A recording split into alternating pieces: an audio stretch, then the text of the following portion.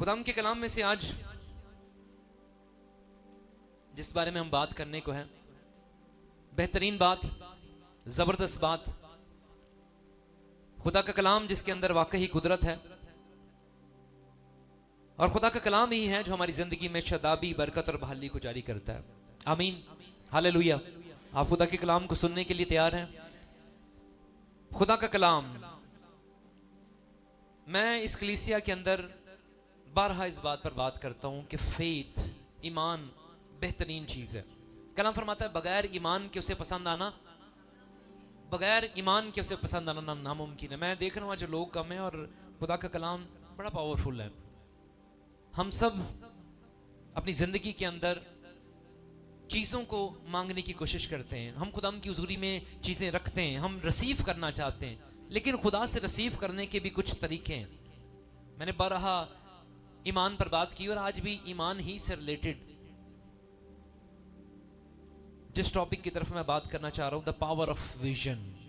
The power of vision. रोया, रोया क्या है, विजन क्या है? आज मैं विजन के ऊपर बात करना चाहता हूं। मैंने पहले भी इस पर कलाम पेश किया, लेकिन आज फिर मुनफरिद अंदाज में आए कलाम मुकद्दस में से पहले इस बात को देखते हैं और फिर आहिस्ता आहिस्ता इसकी गहराइयों में चलेंगे। मिसाल की किताब उसका 29वां बाब और उसकी 18वीं आयत। The book of proverb chapter number 29 verse number 18। खुदा के खादम बंदा के साथ मिलकर हम इस रेफरेंस को पढ़ेंगे। जहां रोया नहीं वहां लोग बेकैद हो जाते हैं, हाँ जी, लेकिन शरीयत पर अमल करने वाला मुबारक है। जहां रोया नहीं वहां लोग बेकैद हो जाते हैं। खुदाम की जिंदा कलाम के पढ़े और सुने जाने पर खुदाम की बरकत हो। कह सकते हैं आमीन, आमीन। जहां रोया नहीं वहां पर लोग बेकैद हो जाते हैं। और बेकैद उर्दू हैवी वर्ड है। बेकैद अगर हम देखें तो जिसने पहली दफा सुना होगा उस किसी को भी नहीं पता होगा, क्योंकि यूज ही नहीं होता उर्दू में, बहुत शादो नादर। और इंग्लिश की तरफ मैं देख रहा था तो वहां पर लिखा है where there is no vision the people perish. और पेरिश का मतलब होता है तबाह होना, बर्बाद होना। बेकैद का भी मतलब है जहां पर विजन नहीं है वहां पर जिंदगियां बर्बाद हैं। जहां पर विजन नहीं है वहां पर जिंदगियों का कोई, जहां पर मकसद नहीं है वो जिंदगियां तबाह हाल हैं। जहां पर विजन नहीं है वहां पर तबाही है। खुदा का कलाम कहता है, इमसाल सुलेमान ने लिखी और सुलेमान, इमसाल की किताब हिकमत की किताब कहलाती है, वाइज की किताब भी हिकमत की किताब कहलाती है। और ये दोनों किताबें सुलेमान ने लिखी हैं, सुलेमान बादशाह ने, जिससे खुदा से हिकमत मांगी सुलेमान ने, उसने हिकमत की किताबों को लिखा। और सुलेमान ही इस किताब में कहता है कि जहां पर रोया नहीं वहां पर जिंदगियां बेकैद हैं। मैंने बहुत कम देखा है इस टॉपिक पर बात करते हुए, इस पर कलाम सुनाते हुए, लेकिन मैं इस कलीसिया पर जोर देता हूं, उनको समझाने की कोशिश करता हूं कि रोया बहुत जरूरी है, विजन बहुत जरूरी है, ईमान बहुत जरूरी है चीजों को रिसीव करने के लिए। अगर आपके पास विजन नहीं है, अगर आपके पास ईमान नहीं है, तो आप चीजों को रिसीव नहीं कर सकते। मैं विजन की डेफिनेशन देख रहा था, विजन की इंग्लिश डेफिनेशन अगर आप यहां पे चला सकते हैं। विजन की definition, vision is a conceptual view of future.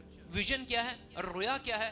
रोया की और गहराई की तरफ चले जाएं तो ये कॉन्सेप्चुअल व्यू ऑफ फ्यूचर, यानी कि आने वाले वक्त के लिए आपका कॉन्सेप्चुअल का भी अगर और आसान करें तो यहां पर लिखा है the vision is picture of the future. Vision क्या है? Picture of future. आने वाले वक्त की जो तस्वीर आपको नजर आती है उसे विजन कहते हैं।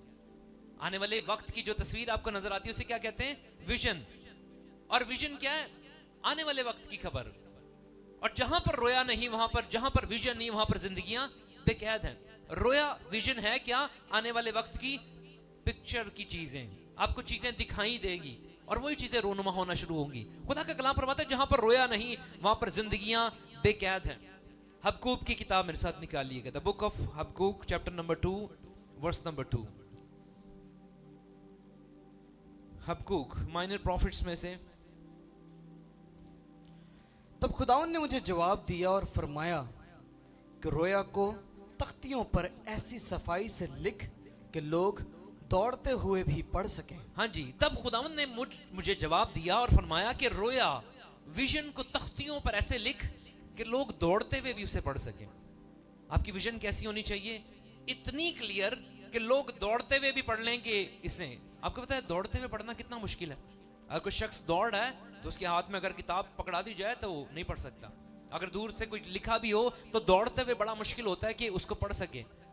खुदा ने हबकूक को कहा कि तब खुदावंद ने मुझे जवाब दिया, फरमाया कि रोया को तख्तियों पर ऐसी सफाई से लिख कि लोग दौड़ते हुए भी इसे पढ़ें। मैं बताना चाहता हूं कि खुदा ये चाहता है कि आपका विजन, आपकी रोया इतनी क्लियर हो कि आप हर वक्त आसानी से आपके सामने आ सके।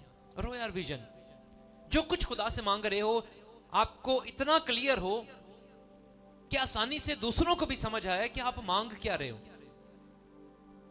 मैंने लोगों को देखा है वो खुदाम की हुजूरी में मांगना तो चाहते हैं लेकिन उनको मांगने का पता ही नहीं। आज कुछ मांग रहे हैं और कल कुछ और मांग रहे हैं, परसों उनका मांगने का अंदाज चेंज हो जाएगा। आज बड़ा घर मांग रहे हैं, कल कह रहे नहीं छोटा घर भी चल जाएगा। अच्छा घर नहीं तो फ्लैट भी चल जाएगा, फ्लैट नहीं तो किराए का घर ही दे दे। हम अपने मांगने का, हमारा विजन है ही नहीं क्लियर। खुदा फरमाता है ऐसे रोया, ऐसी विजन मांग कि तुझे क्लियर, जो कुछ मांग रहा है तू मांग किससे रहा है, वो इलाही जात है, उस पर यकीन कर, उस पर भरोसा कर। कलाम फरमाता है बगैर ईमान के उसे पसंद आना नामुमकिन है, और बगैर ईमान के हम खुदा से कुछ नहीं हासिल कर सकते। जिसके पास ईमान नहीं है वो मत सोचे कि वो खुदा से कुछ हासिल कर सकता है।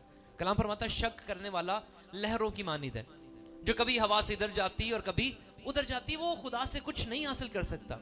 खुदा उन्हीं को देता है जिनका विजन क्लियर होता है।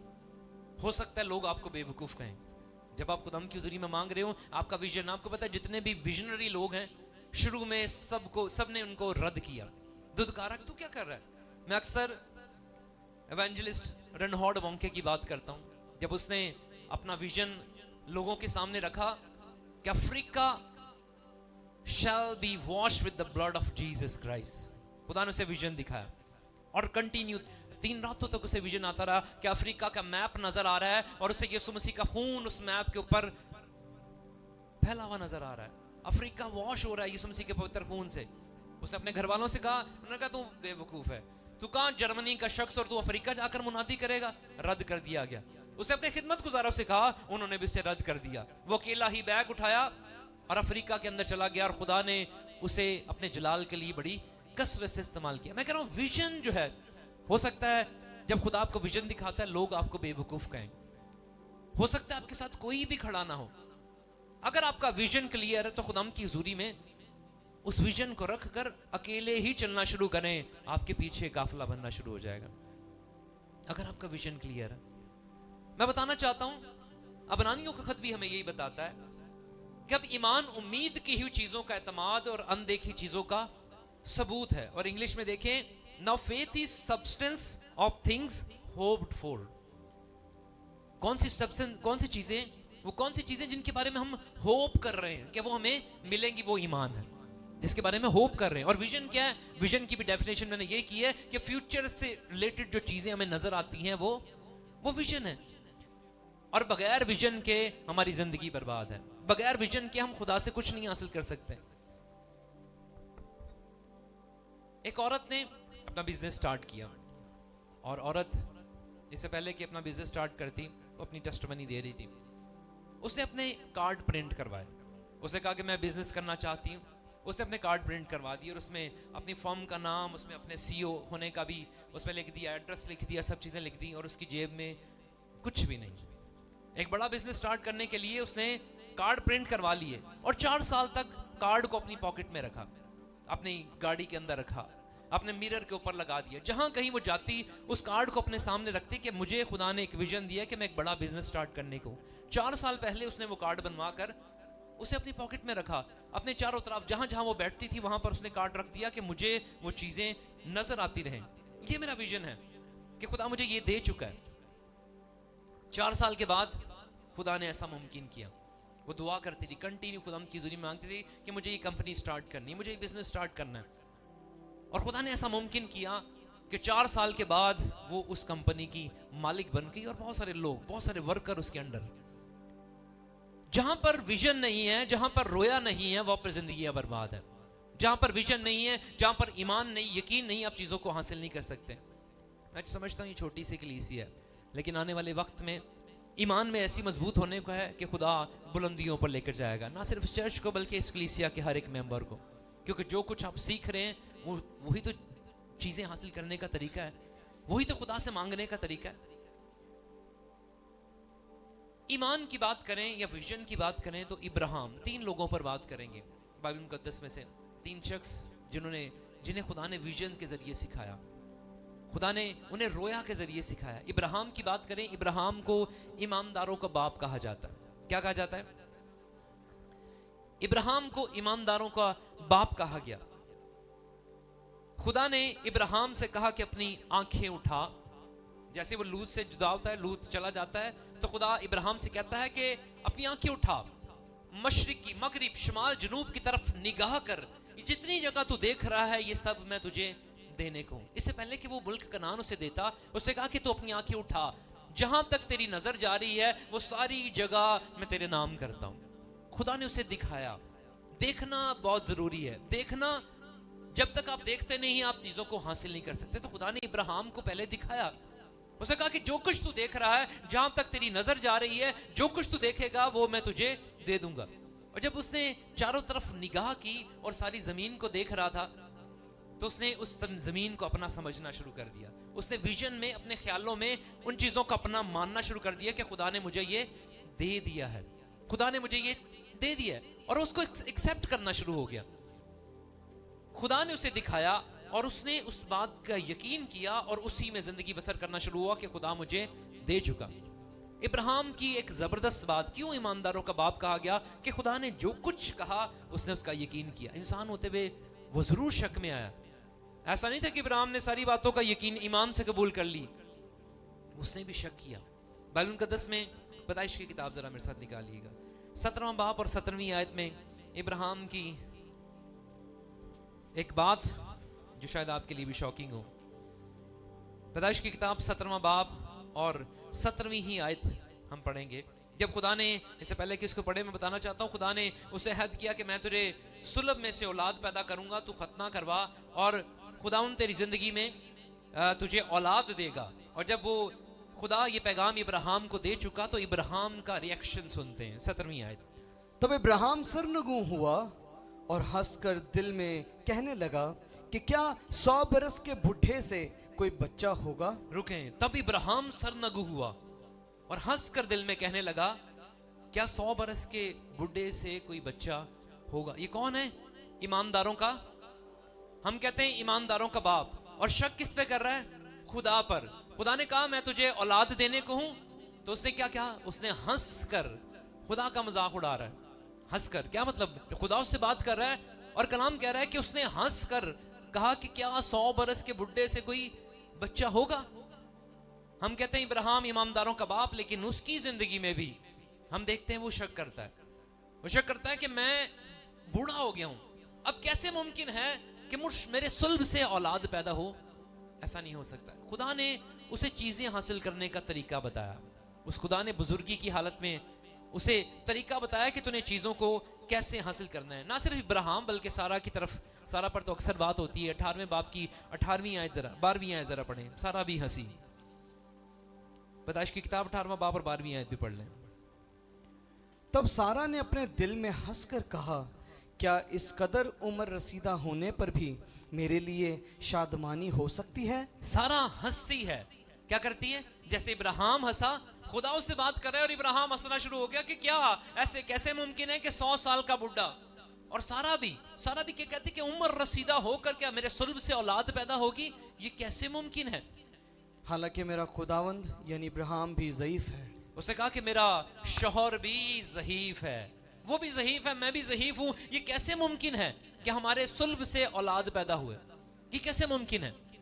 लेकिन खुदा ने इब्राहिम को सिखाने के लिए एक जबरदस्त काम किया। उसने इब्राहिम को बुलाया, उसे शाम के वक्त इब्राहिम को बाहर बुलाया और उसने कहा कि आसमान की तरफ निगाह कर और सितारों को गिनना शुरू कर। खुदा उसको सिखाना चाह रहा था। खुदा उसको सिखाना चाह रहा था कि कैसे तेरे लिए मुमकिन होगा जब तू उसको देखना शुरू कर। उसने कहा आसमान की तरफ निगाह कर और सितारों को देखना शुरू कर, सितारों को गिनना शुरू कर। वहां पर लिखा है तो जितने सितारे गिन सकता है गिनना शुरू कर। मैं रिसर्च पढ़ रहा था कि एक इंसानी नजर, इंसानी अकल, इंसानी समझ सितारों को गिनना शुरू हो तो 6000 सितारों के बाद उसकी गिनती भूल जाएगी, दोबारा से वो गिनना शुरू होता है 6000 तक। और इब्राहिम ने जब सितारों पर निगाह की तो वो भी गिनना शुरू हुआ और हर एक सितारे के अंदर उसे अपनी औलाद नजर आती थी। हर सितारे के अंदर उसको अपने बच्चे मुस्कुराते हुए नजर आ रहे थे, क्योंकि खुदा ने कहा कि मैं आसमान के सितारों की तरह तेरी औलाद को तुझे दूंगा, ऐसी औलाद तेरी होगी। और जब उसने निगाह की तो वो विजन, वो रोया उसके दिल में जन्म लेना शुरू होगी। उसने अपने बच्चों को देखना शुरू किया। इससे पहले खुदा ने जब उसको वर्बली तौर पर कहा कि मैं तेरे सुल्ब से औलाद पैदा करूंगा तो वो हंसना शुरू हुआ। लेकिन जब खुदा ने उसे रोया दिखाई, जब उसने खुदा ने विजन दिखाई, सितारे दिखाए, तो उन सितारों के अंदर उसे अपने बच्चे नजर आना शुरू हुए। जब उसे विजन नजर आना शुरू हो गई तो वो फिर विजन में, बुढ़ापे के अंदर उस विजन को साथ साथ लेकर चलना शुरू हुआ। उसे कहा कि आसमान की तरह, वो जब भी रात को देखता होगा आसमान की तरफ, वो मेरे बच्चे, वो मेरे, शायद वो नाम भी रखना शुरू हुआ।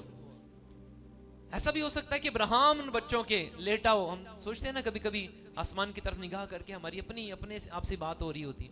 हो सकता है कि वो आसमान की तरफ निगाह करके सितारों के को अपने बच्चों के नाम दे रहा हो कि ये तू होगा, ये तू होगा, क्योंकि खुदा ने कहा कि आसमान की तरफ निगाह कर और जितने सितारे तुझे नजर आ रहे हैं ये तेरी औलाद होंगी। खुदा ने उसे रोया दिखाई, उस रोया की वजह से वो बुढ़ापे के अंदर जवान हो गया। रोया आपको कुव्वत देती है। रोया आपकी जिंदगी के अंदर वो काम करती है जो आपकी सोच और आपकी समझ से परे है। जहां पर रोया नहीं वहां पर जिंदगियां बर्बाद हैं, जहां पर रोया नहीं वहां पर जिंदगियां बेकैद हैं, जहां पर ईमान, यकीन, भरोसा नहीं, वहां पर इंसान कुछ नहीं हासिल कर सकता। खुदा ने उसे दिखाया कि तू देख और आसमान के सितारों को गिन, क्योंकि तेरी औलाद ऐसी ही होगी। और ऐसा ही हुआ, बुढ़ापे के अंदर खुदा ने इब्राहिम को और सारा को औलाद अता की। मैं कहता हूं ईमान के लिए ना सिर्फ सुनना जरूरी है, कलाम फरमाता है ईमान सुनने से पैदा होता है और सुनना मसीह के कलाम में से। ना सिर्फ सुनना जरूरी है बल्कि बोलना जरूरी है, बोलना भी जरूरी है। कलाम को बोलना शुरू हो। खुदा ने इब्राहिम और सारा का नाम चेंज, इब्राहिम का नाम इब्राहिम रखा, खानदान के बाप से कौमों का बाप कर दिया और सारी से सारा कर दिया, प्रिंसेस। और जब उनके नाम चेंज किए गए, जब उन्होंने बोलना चेंज किया, जब उन्होंने देखना चेंज किया, तो खुदा ने बुढ़ापे के अंदर उनके सुल्ब में से औलाद पैदा कर दी। मैं बताना ये चाह रहा हूं, जो सिखाना ये चाह रहा हूं कि जब तक आप चीजों को रोनमा होते हुए देखोगे नहीं, तब तक चीजें नहीं होंगी। मिरेकल की बात करते हैं। यीशु मसीह ने कहा, यीशु ने कहा कि बगैर ईमान के हम कुछ नहीं हासिल कर सकते। यीशु ने कहा कि तेरे ईमान ने तुझे अच्छा कर दिया, तेरे ईमान ने तुझे अच्छा कर दिया। तेरा ईमान, और ईमान क्या है कि आप चीजों को देखना शुरू हो जाते हो, आप चीजों का महसूस करना शुरू होते हो। कलाम फरमाता है, बाइबल मुकद्दस में ये बात लिखी है कि जो कुछ दुआ में मांगते हो यकीन करो कि तुम्हें मिल गया तो तुम्हें। और यकीन का मतलब क्या होता है? यकीन का मतलब क्या है? यकीन का मतलब है जो चीज आप मांग रहे हो, फॉर एग्जाम्पल आप औलाद मांग रहे हो, तो औलाद को अपने हाथ में महसूस करना शुरू करें, औलाद को अपने हाथ में महसूस करना शुरू करें, उसका नाम रखना शुरू करें। यही ईमान है ना। वो खुदा जो इब्राहिम को बुढ़ापे में औलाद दे सकता है, तो क्यों ना आसमान खोलकर। यीशु मसीह ने कहा जो काम मैंने किए हैं तुम ये भी करोगे, बल्कि इनसे भी बड़े बड़े। हमारे पास मिरेकल हासिल करने के लिए वो मटेरियल है, सिर्फ यकीन, भरोसा और विजन की जरूरत है। जिनके पास विजन है, खुदा उनकी जिंदगी में बड़े बड़े काम करता है। और जो सोचते नहीं, जो यकीन नहीं करते, जो अपनी उस मिरेकल को महसूस नहीं करते, वो महरूम रह जाते हैं। कलाम फरमाता है अगर हम यकीन करेंगे, हम विजन रखेंगे, तो ही तो हमारी जिंदगी में चीजें रोनुमा होना शुरू होंगी। अगर कुछ मांग रहे हैं, अगर आप घर मांग रहे हैं, तो घर को देखना शुरू करें। मैंने अपनी जिंदगी में बहुत सारी चीजें विजन से ही रिसीव की हैं, ये सुनाम की वसीला से बेशक, लेकिन मैं कुछ भी करता हूं इससे पहले कि खुदा से कुछ हासिल करूं, मैं जब दुआ में ठहरता हूं ना, तो मुझे चीजें नजर आना शुरू हो जाती हैं, मुझे नक्शा नजर आना शुरू हो जाता है। वो चीजें नजर, ये चीज मुझे मिल गई, फॉर एग्जाम्पल अगर मुझे गाड़ी चाहिए, मुझे गाड़ी के फीचर्स, गाड़ी की चीजें नजर आना शुरू हो जाती हैं। एक छोटी सी मिसाल दे रहा हूं, मुझे कुछ भी जो चाहिए होता है, मैं उनको देखना शुरू होता हूँ। रिसेंटली मैंने एक एग्जाम दिया, इट वॉज डिफिकल्ट। मैं उसके नंबर्स देख रहा था, मैं दुआ कर रहा था और खुदा मुझे उसके नंबर दिखा रहा था, इसमें से इतने, इसमें से इतने, इतने, और वैसा ही हुआ।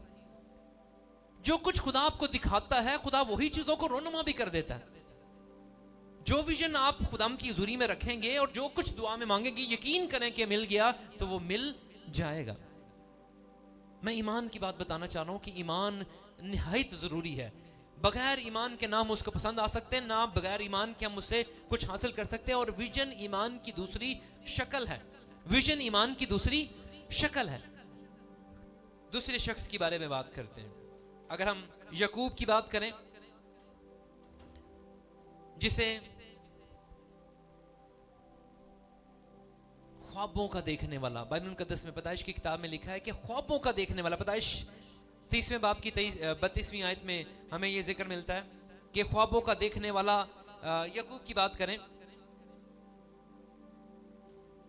तो वो ख्वाबों का, यूसुफ भी ख्वाबों का देखने वाला था, लेकिन यकूब को भी खुदा ने विजन दिखाया। ये दोनों की बात करेंगे। पहले हम यकूब की बात करते हैं। पैदाइश की किताब 30वें बाब की 32वीं आयत देखें तो यकूब जब अपने मामू के घर भागा, लाबन के घर भागा, और वहां पर हम देखते हैं कि उसने वहां पर जाकर काम करना शुरू किया। काफी साल तक वहां पर वो काम करता रहा, और काम करने के बावजूद उसके पास कुछ ना था। बीवी बच्चे तो थे, लेकिन अपना उसका कुछ ना था।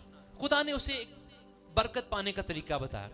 यकूब को खुदा ने बरकत पाने का तरीका बताया। उसने अपने मामू से एक डील की। पैदाइश की किताब के 30वें बाब में हमें इसका जिक्र मिलता है। जरा पढ़ लेते हैं, 32वीं आयत से जरा पढ़ें।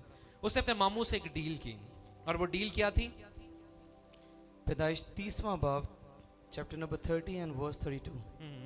मैं आज तेरे सब भेड़ बकरियों में चक्कर लगाऊंगा, और जितनी भेड़ें छितली और अबलक और काली हों, और जितनी बकरियां अबलक और चितली हों, उन सब को अलग एक तरफ कर दूंगा। इन्हीं को मैं अपनी उजरत ठहराता हूँ, और आइंदा जब कभी मेरी उजरत का हिसाब तेरे सामने हो तो मैं अपनी सदाकत आप मेरी तरफ से इस तरह बोल उठेगी कि जो बकरियां चितली और उबलक नहीं, और जो भेड़ें काली नहीं, अगर वो मेरे पास हों तो चराई हुई समझी जाए। अच्छा, चलिए मैं बताता हूँ आपको स्टोरी। शायद पढ़ने से आपको उस तरह समझ ना आ पाए। यकूब ने अपने मामू से क्या डील की है? उसने कहा है कि अच्छा ठीक है, अब मैं तेरे साथ काम करूंगा, लेकिन एक शर्त पर काम करूंगा। और वह शर्त यह है कि मैं तेरी भेड़ बकरियां चराऊंगा, लेकिन अब मैं उसकी उजरत लूंगा। और मेरी उजरत क्या होगी, मेरी कमाई क्या होगी? कि मैं तेरी भेड़ बकरियां चराऊंगा, लेकिन जितनी ये दागदार, काली, या जिनके पैचेस होंगे, वो भेड़ बकरियां अगर वो मेरे पास होंगी तो वो समझना कि चुराई हुई हैं। उन तो सारी भेड़ बकरियों को जिनके पैचेस हैं, क्योंकि वो थोड़ी होती थी, एक ही कलर की भेड़ बकरियां ज्यादा होती थी, और जिनके कलरफुल, जिनके पैचेस होते थे, वो कम होती थी। उसने अपने मामू से कहा कि मैं डील करता हूं कि तू वो सारी बकरियां जिनके ऊपर पैचेस हैं, जो काली हैं, उनको तू अपने पास ले जा, और मैं सिर्फ एक ही रंग की भेड़ बकरियां रखता हूं। लेकिन आइंदा को जो बच्चे होंगे, अगर वो दागदार, धब्बेदार, अगर वो रंग बिरंगे बच्चे हुए तो वो मेरी उजरत होंगे। उसके मामू ने देखा, उसके मामू ने कहा ये तो बेवकूफों वाली बात कर रहा है, ये कैसे होगा कि एक ही कलर की भेड़ बकरियों से रंग बिरंगे बच्चे हों? ये तो हो ही नहीं सकता। लेकिन खुदा ने उसे मांगने का तरीका बताया। बाइबल मुकद्दस में ये जो चैप्टर है, ये बड़ा जबरदस्त चैप्टर है सीखने के लिए। अगर हम देखें तो ये बहुत जबरदस्त ईमान की बात सीखने के लिए। उसने अपने मामू को वो रंग बिरंगी भेड़ बकरियां दे दी, और कलाम ये फरमाता है, 34वीं आयत से भी पढ़ें। लाबन ने कहा, मैं राजी हूं, जो तू कहे वैसा ही हो, वही सही। और उसने उसी रोज धारीदार और उबलक बकरों और सब चितली और उबलक बकरियों को, जिनमें कुछ सफेदी थी, और तमाम काली भेड़ों को अलग करके उनको अपने बेटों के हवाले किया। और उसने अपने और यकूब के दरमियान 3 दिन के सफर का फैसला ठहराया, और यकूब लाबन के बाकी रेवड़ों को चराने लगा। हाँ जी, यहाँ पर यकूब और उसके मामू के दरमियान, उन भेड़ बकरियों के दरमियान जो रंग बिरंगी थी या काली थी, उनके दरमियान 3 दिन का फासला। उसने कहा अगर मेरे पास ऐसी बकरियां हो तो तू समझना कि चुराई हुई हैं। वो 3 दिन का फासला, और बाकी उसको भेड़ बकरियों को चुराना शुरू हो गया।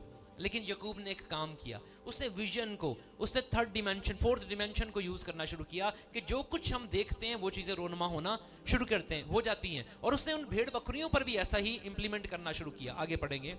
और याकूब ने सफ़ेद और बादाम और चनार की हरी हरी झाड़ियाँ छड़ियाँ ली और उनको छील छील कर इस तरह गंडेदार बना लिया कि उन छड़ियों की सफ़ेदी दिखाई देने लगी। और उसने वो गंडेदार छड़ियाँ भेड़ बकरियों के सामने हौसों और नालियों में जहाँ वो पानी पीने आती थी खड़ी कर दी। और जब वो पानी पीने आई सो गाभन हो गई, और उन छड़ियों के आगे गाभन होने की वजह से उन्होंने धारीदार चितले और उबलक बच्चे दिए। हाँ जी, यहाँ पर देखते हैं याकूब ने क्या किया। याकूब ने एक अजीब काम किया। उसने उन भेड़ बकरियों के सामने जहाँ पर वो पानी पीने आती थी, उसने सफ़ेदे और बादाम के लकड़ियों को छीला और उन्हें धारीदार बनाया और उन्हें उन बकरियों के सामने रख दिया। जब वो गाभन होती थी, जब उम्मीद से होती थी, तो उन पर नजर करती थी। जब उनको देखती थी तो उनको देखने की वजह से उनके बच्चे भी धारीदार होना शुरू हो गए। उनके बच्चे भी वैसे पैदा होना शुरू हो गए जो बिल्कुल अपने माँ बाप से अलग थे। मैं आपको बताना चाहता हूँ, जो चीजें हम देखते हैं, अक्सर जब फीमेल प्रेग्नेंट होती है तो वो अपने घर में खूबसूरत बच्चों की तस्वीर लगाती है। ये बाइबल से मुतल्लिक ही है। जो विजन आप देखेंगे वो चीजें होना शुरू हो जाएंगी। ये ऐसा है, ये साइंटिफिकली तौर पर और बाइबल से मुतल्लिक है। और उसने ऐसे ही याकूब ने उसी चीज को इंप्लीमेंट किया जानवरों के ऊपर। और हम देखते हैं कि आगे चल के हम जब इस पर और पढ़ते हैं तो लिखा है कि याकूब ने जो भेड़ बकरियां रंग बिरंगी देखी, कुछ अरसा के बाद उनकी तादाद लाबन, उसके मामू की भेड़ बकरियों से कई ज्यादा बढ़ गई और वो अमीर शख्स बन गया। यूज उसने क्या किया? Power of vision. उसने विजन का तरीका इस्तेमाल किया कि जो कुछ हम सोचते हैं वो चीजें होना शुरू हो जाती है। उन्होंने जानवरों पर भी वही इंप्लीमेंट करना शुरू किया। जो हम सोचेंगे वो चीजें होना शुरू हो जाएगी। मैं अक्सर कहता हूं ईमान ईमान ईमान ईमान निहायत जरूरी है। जो बोलेंगे वो होगा, जो सुनेंगे वो होगा, जो देखेंगे वो होगा। मैं रिसेंटली लाहौर में एक लड़के की खबर पढ़ रहा था। एक बच्चा पबजी बहुत खेलता था और खबर आई कि उसके माँ बाप ने उसे मना किया। उसके पास गन थी ओरिजिनल, उसके बाप की गन थी। उसने गन निकाली और अपने दोनों माँ बाप को मार दिया। और वो सोच रहा था शायद वो गेम के जोन में। उसके जहन पर इतनी वो पबजी जो फाइटिंग गेम है वो इतनी असरअंदाज हुई, अपने माँ बाप को मार दिया उस बच्चे ने। मैं बताना चाहता हूँ कि जो कुछ हम सोचते हैं, अमेरिका में भी खबर आई, एक बच्चा स्कूल में गन लेकर गया और उसने बहुत सारे बच्चों को मार दिया। और बाद में जब उसको इंट्रोगेट किया गया तो ये पता चला कि वो गेम्स खेलता है। उसके जहन में वो चीज़ें इतनी जड़ पकड़ चुकी हैं कि उसने देखा कि वो रियलिटी से हट चुका था। मैं बताना चाहता हूँ कि जो कुछ हम देखते सुनते हैं वही चीज़ें हमारी ज़िंदगी में होना शुरू हो जाती हैं। अगर आप ईमान की बातों पर खड़े होकर चीज़ों को अपनी ज़िंदगी में रिसीव करना चाहते हैं तो वो चीज़ें देखना शुरू करें। याकूब ने वैसा ही किया और याकूब की ज़िंदगी में फाइनेंशियली तौर पर बरकत आ गई। भेड़ बकरियों की तादाद उसके पास बढ़ गई और जब अपने मामू के घर से वापस आता है तो एक अमीर शख्स बनकर आता है। वो गया तो खाली हाथ था, लेकिन जब लौटता है तो भेड़ बकरियों की कसरत की तादाद को वापस लेकर लौटता है। मैं बताना चाहता हूँ कि जो विजन है ये निहायत ज़रूरी है। जो कुछ आप सोचते हो, यीशु मसीह ने कहा मरकस की इंजील में 11वें बाब की 24वीं आयत में, इसलिए मैं तुमसे कहता हूँ कि जो कुछ दुआ में मांगते हो यकीन करो तुम्हें मिल गया तो तुम्हें मिल जाएगा। एक शख्स, उसका एक्सीडेंट होता है, गाड़ी इसको हिट करती है।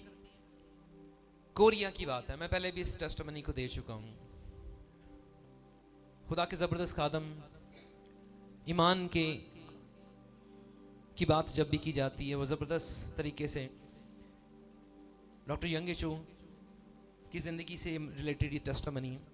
एक शख्स को टैक्सी वाला मारता है, हिट करता है और बुरी तरह वो जख्मी होता है, उसकी आंतड़ियाँ बाहर आ जाती हैं। और उस वक्त कोरिया में ये बात थी कि जिस टैक्सी वाले से एक्सीडेंट होगा, अगर वो उसको गाड़ी में लेकर अगर वो मर जाता है तो उसे कुछ चीज़ें पे करनी पड़ती, कुछ पेमेंट देनी पड़ती है। लेकिन अगर वो जख्मी होता है तो हॉस्पिटल के सारे खर्चात उस ड्राइवर को देने पड़ते हैं। वो शख्स इतना जख्मी था, ड्राइवर ने भी सोचा कि मैं कहीं थोड़ी देर लेके चलूंगा तो ये शख्स मर जाएगा।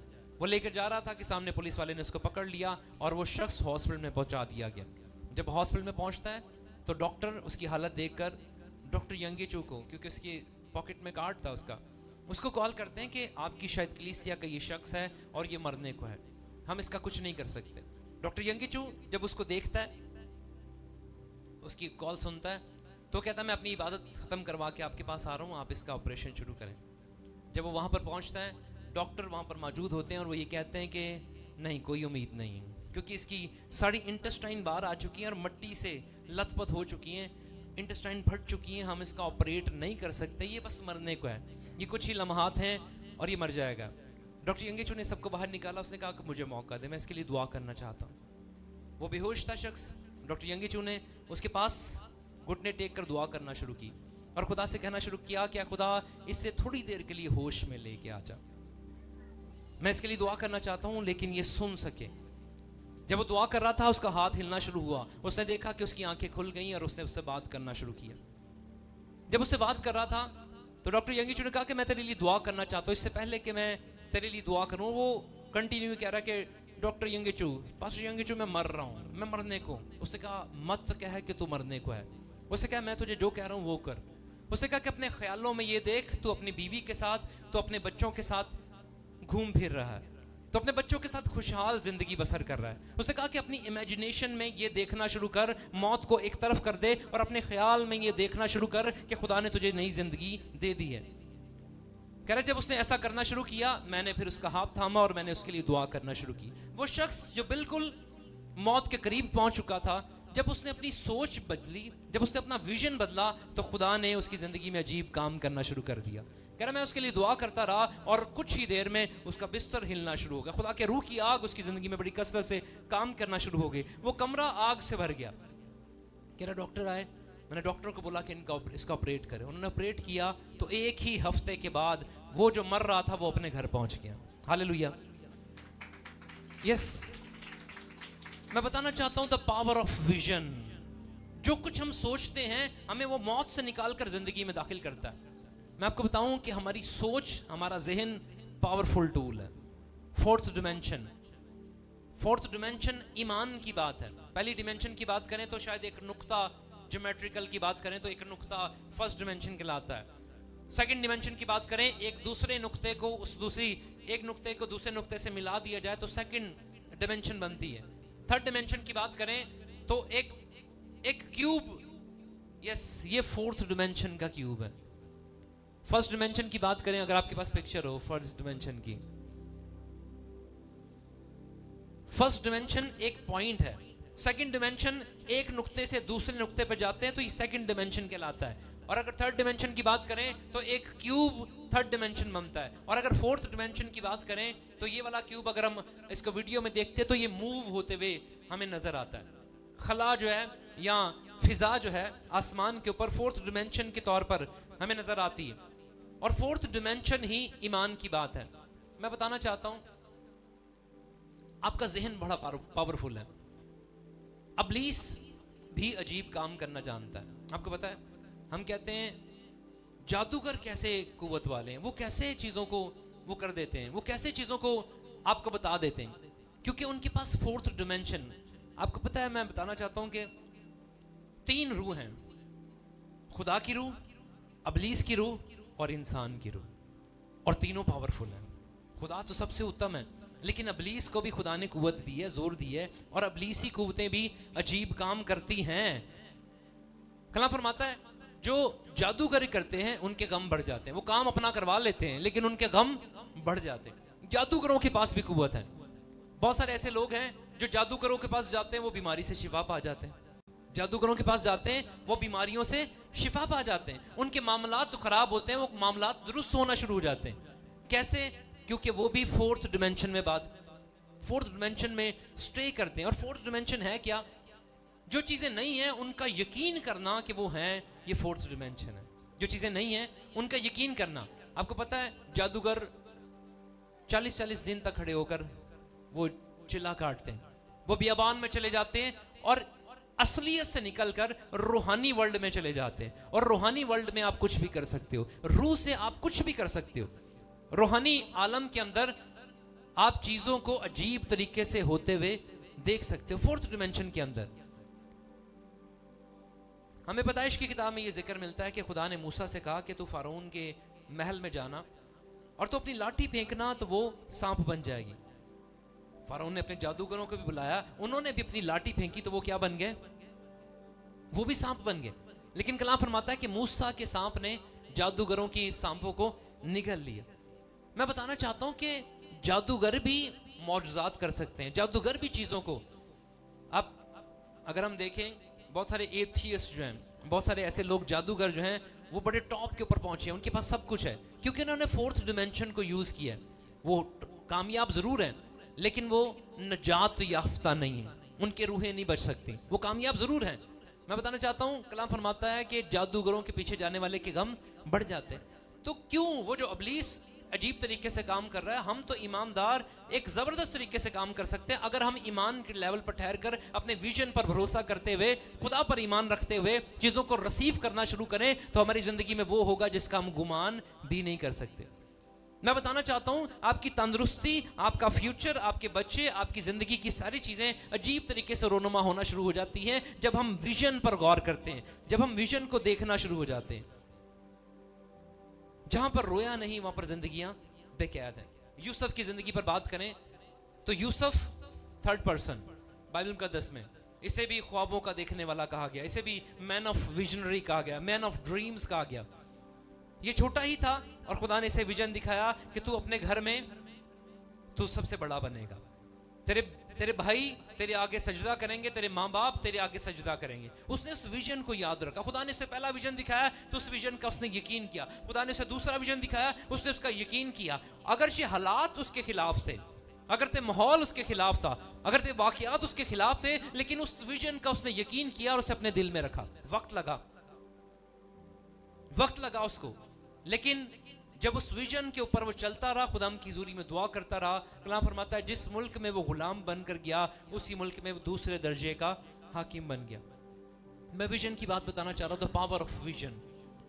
बगैर ईमान के हम खुदा से कुछ हासिल नहीं कर सकते। और ईमान है क्या? अनदेखी चीजों का सबूत। और अनदेखी चीजें क्या है? ये है विजन। खुदा फरमाता है कि जो कुछ तुम मांग रहे हो यकीन करो कि तुम्हें मिल गया तो तुम्हें मिल जाएगा। जो कुछ खुदा की हुजूरी में मांग रहे हैं उसे अपने देखना शुरू होना है, उसका अपने यकीन करना शुरू होना है। जो कुछ मांग रहे हैं उसे अपने पेपर पर लिखें, अपने शीशे पर लगा लें। जो कुछ मांग रहे हैं आप अपने सामने अपने फोन की स्क्रीन पर लगाना शुरू कर दें। जो कुछ मांग रहे हैं उसे कंटिन्यू दिन और रात देखना शुरू करें। वो चीजें खुद ब खुद आपकी जिंदगी में होना शुरू हो जाएंगी। वो सेहत क्यों नहीं, वो आपका घर क्यों नहीं, वो जिंदगी की कोई भी चीज क्यों नहीं, जो कुछ मांग रहे हैं उसे यकीन से मांगना शुरू करें कि वो आपको मिल चुकी है। जिसे मिल जाती है वो तो खुश होता है ना, वो उदास नहीं रहता, वो खुश होता है, उस चीज का नाम रखता है, उसके साथ रहना शुरू हो जाता है, उसको ऐसे ही इमेजिनरी तौर पर जीना शुरू हो जाता है कि वो चीजें वो मुझे मिल चुकी हैं। और खुदा ऐसे ही, इब्राहिम को खुदा ने विजन दिखाया और उसने उस विजन का यकीन किया और खुदा ने उसे औलाद अता की। मैं चाहता हूं, खुदा भी चाहता है कि हम अपनी जिंदगी में कामयाब हों। कलाम फरमाता है खुदा ने हमें जिंदगी दी है, और कैसी जिंदगी? कसरत की जिंदगी। यीशु मसीह इसलिए आया कि हम जिंदगी पाएं, और कैसी जिंदगी पाएं? मैं बताना चाहता हूं दौलत भी खुदा की तरफ से बरकत है, और बरकत मिलेगी कैसे? जब हम विजन देखेंगे। ये बरकत है। ये कलीसिया, मैंने शुरू में बात की कि खुदा इस कलीसिया को बढ़ा रहा है। खुदा आने वाले दिनों में हर एक की जिंदगी में उसकी हदूद को एस्केलेट करने को, उसकी हदूद को बढ़ाने को है। लेकिन ये होगा कैसे? जब आपका माइंड काम करना शुरू हो जाएगा, जब आपके विजन में जिंदगी बसर करना शुरू करेंगे कि जो कुछ हमने खुदा से मांगा है हमें वो मिल चुका है, तो वो आपको मिल जाएगा। अब यहां पर आप खड़े होकर गवाही देंगे कि खुदा ने आपकी जिंदगी में कैसा अजीब उत्तम काम किया। हम क्रिस्टोफर भाई की भी टेस्टिमनी सुन रहे थे, उन्होंने यहाँ पर खड़े होकर गवाही दी कि मेरे दोस्त कह रहे थे आजकल मिरेकल नहीं होते। मैंने कहा मैं मिरेकल होगा। खुदा ने मिरेकल किया। खुदा आज भी मौजूदात करता है। जो उसका यकीन करता है, जो थोड़ा सा जब मुश्किल हालात आते हैं जो पीछे हट जाता है वो बरकत को हासिल नहीं कर सकता। जो शक करता है वो बरकत को हासिल नहीं कर सकता। जो मुश्किल हालात में भी, हालात आपके मुखालिफ हैं, आप तब भी कहें कि खुदा तूने मुझे दे दिया, तो खुदा आपको जरूर देगा। जहां पर विजन नहीं है, जहां पर रोया नहीं है, वहां पर जिंदगियां बेकैद हैं और फोर्थ डिमेंशन के अंदर आप सब कुछ हासिल कर सकते हैं। अगर जादूगर, वो तो हम देखते हैं कि निजात याफ्ता नहीं, चीज़ें पाते हैं लेकिन निजात याफ्ता नहीं। हम खुदा के बेटे और बेटियां, हमें तो चीज़ें सब मिलनी चाहिए। हम उसके बेटे और बेटियां हैं, तो हम क्यों नहीं चीज़ों को पाते? क्योंकि हमारे मांगने का तरीका सही नहीं। कलाम कहता है तुम्हें इसलिए नहीं मिलता कि तुम मांगते नहीं, और मांगते हो तो किस तरीके से? ताकि अपनी बुरी ख्वाहिशों को पूरा करो। मांगो तो तुम्हें दिया जाएगा, खटखटाओगे तो तुम्हारे वास्ते खोला जाएगा। जहां पर विजन है वहां पर जिंदगियों में बरकत, भाली और शादमानी है। आमीन। खुदा चाहता है कि हम ईमान के लेवल पर खड़े हों। जो कुछ मांग रहे हैं उसे अपनी डायरी पर लिखें। आज ही जाकर अपने घर में जाकर उस डायरी पर लिखें और उसे देखना शुरू हो। अगर गाड़ी चाहिए लिख लें, उस गाड़ी को लिखें, उसका नाम लिखें, उसकी फीचर। मैं कहता हूँ डॉक्टर यंगेचू जब इनिशियल स्टेज पे थे, मैं अक्सर बात करता हूँ, उन्हें टेबल, कुर्सी और साइकिल की जरूरत थी। उन्होंने, खुदा ने उसे कहा कि तू लिख कौन सी साइकिल चाहिए, गेयरों वाली चाहिए या बगैर गेयरों की चाहिए, टेबल कौन सा चाहिए, कौन सी लकड़ी का चाहिए, कौन से कलर का चाहिए, कुर्सी कौन सी चाहिए, कौन सी कंपनी की चाहिए। उन चीज़ों को लिखना शुरू करें, और जब लिखेंगे दिन रात उसको देखेंगे, खुदा की हुजूरी से मांगेंगे, यकीन जाने वो चीज़ें आपको मिल जाएंगी। बगैर ईमान के ना तो हम उसे पसंद आ सकते हैं, और ना ही बगैर ईमान के हम उससे कुछ हासिल कर सकते हैं। खुदा चाहता है, मैं चाहता हूँ, मैं जानता हूँ कि यहाँ पर बैठा हर एक शख्स किसी ना किसी चीज़ की ख्वाहिश रखता है। हर एक शख्स किसी ना किसी चीज़ के पीछे भाग रहा है। उस चीज़ को हासिल करने के लिए आज ही अपनी डायरी में, अपने फ़ोन में, नोटबुक में जाकर लिखना शुरू करें, अपने स्क्रीन के ऊपर उस चीज़ को लिखना शुरू करें। और मैं ईमान से ये बात कह रहा हूँ कि आने वाले दिनों में यहाँ खड़े होकर आप गवाही देंगे कि मैंने उस विजन को देखा, मैंने खुदा के कलाम को सुना और मैंने ऐसा किया, और खुदा ने मेरी ज़िंदगी में बरकत के दरवाज़ों को खोल दिया। आमीन। खुदा में आज के कलाम की वसीला से बड़ी बरकत है।